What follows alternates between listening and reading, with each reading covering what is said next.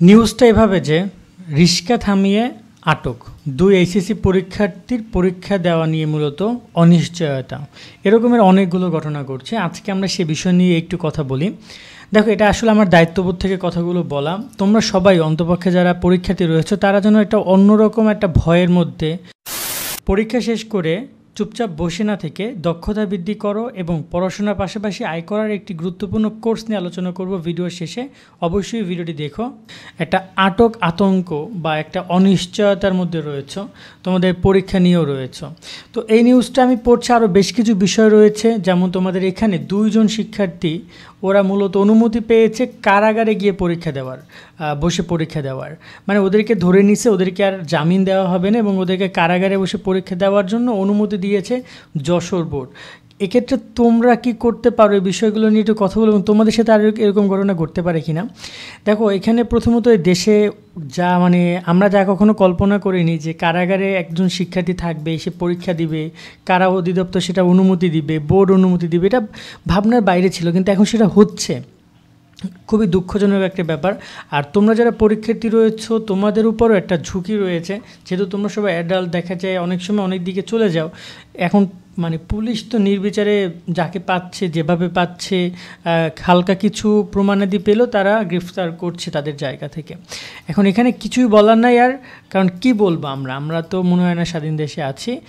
রিক্সা থামিয়ে দুইজনকে, এখানে হয়েছিল যে 18 জুলাই টিউশন শেষে রিক্সায় দিয়ে বাসায় ফেরার পথে এখানে মাহিন চৌধুরী, মাহিন, তারপর হচ্ছে সিজন এবং নাইমকে গ্রেফতার করে। কুসংস্কার আন্দোলনের সময় ঘটনা ঘটে, নাশকতার মামলা দিয়েছে, বিস্ফোরণ মামলা দিয়েছে। এই ছেলে যারা কিনা মাত্র ইন্টারে পড়ে ওরা করবে নাশকতা, ওরা করবে বোম ব্লাস্ট বা বিস্ফোরণ, এটা ভাবা যায়? যেখানে ওরা কোনো রাজনৈতিক, এখানে বলা হয়েছে অভিভাবক থেকে যে ওরা গোল্ডেন জিপে 5 পেয়েছে, মানে এক একটা স্টুডেন্ট, তুমি বোঝো ইটস নর্মাল না। একটা গোল্ডেন জিপে 5 পাওয়া স্টুডেন্ট, চেহারার মধ্যে বোঝা যায় যে পড়াশোনা করে ছেলেরা। ওদেরকে ডাইরেক্ট কিসের মামলা দিয়েছে দেখো, নাশকতার মামলা দিয়েছে, বিস্ফোরণের মামলা দিয়েছে।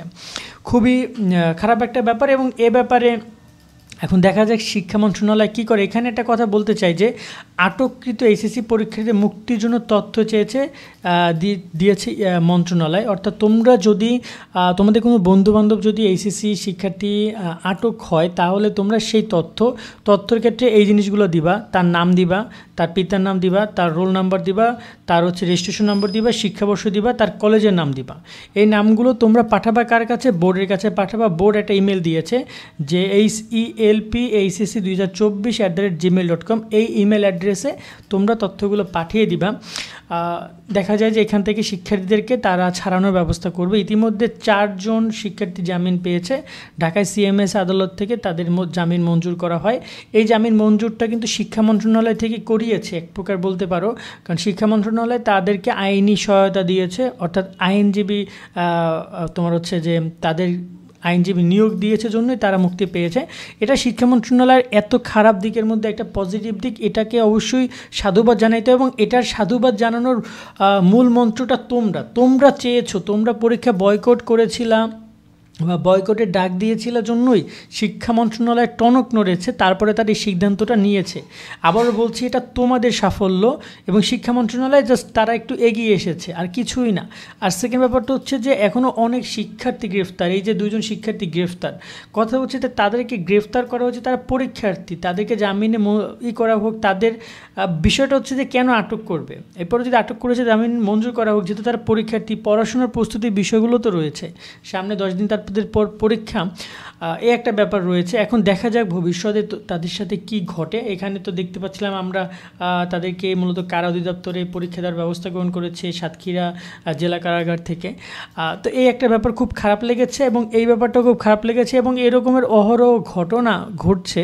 হয়তোবা আমরা পুরো ব্যাপারটা জানি না, কারণ জানি না কেন, কারণ অনেক বিষয়গুলো আমাদের বাইরে বা নিউজে আসছে না, যার কারণে আমরা উপস্থাপন করতে পারছি না। অনেকে ভয়ভীতির অভাবে নিউজে জানাচ্ছেও না, বাট নিউজে জানাতে হবে, সবাইকে জানাতে হবে। এবং তোমরা অবশ্যই এই মেইলটা সব জায়গায় ফরওয়ার্ড করে দাও যে helpacc24@gmail.com তোমাদের বন্ধুবান্ধব যারা আটক আছে তাদের তথ্যগুলো যেন পাঠায়, এবং সেখান থেকে তারা অবশ্যই সহযোগিতা করবে জন্য এটা দিয়েছে, কিন্তু শুধু শুধু দেয়নি।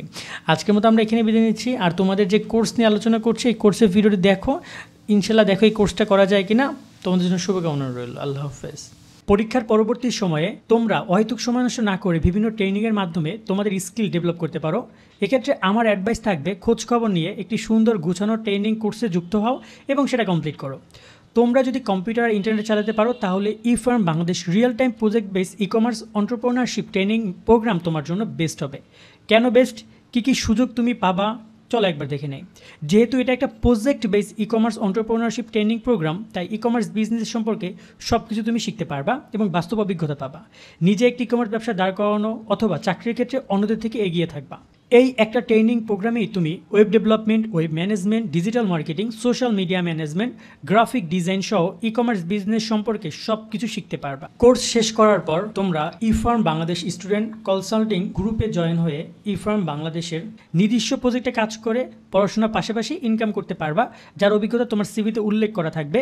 গ্র্যাজুয়েশন শেষ করে ইফার্ম বাংলাদেশে ইন্টার্ন হিসাবে জয়েন করতে পারবা। প্রতিষ্ঠানটিতে চাকরির দরজা আজীবনের জন্য খোলা থাকবে। উদ্যোক্তাদের জন্য এই ট্রেনিংয়ের ফি 15,000 টাকা। আমাদের চ্যানেলের রেফারেন্সে যারা যাচ্ছ তোমাদের জন্য 50%-এর বেশি ডিসকাউন্ট দিয়ে ট্রেনিং ফি মাত্র 7,000 টাকা। তোমাদের পরীক্ষা শেষ হলেই ট্রেনিং সেশন শুরু হবে। টোটাল 2 ঘন্টা করে 15টা ক্লাস হবে। ক্লাস শুরু হওয়ার আগে একটা স্পেশাল সেশন ও ডিনার প্রোগ্রাম, এবং ট্রেনিং শেষে সার্টিফিকেট বিতরণ ও ডিনার সেশন হবে ঢাকায়। ট্রেনিং তোমাদের পরীক্ষার পরে চালু হলেও রেজিস্ট্রেশন তুমি এখনই করতে পারো।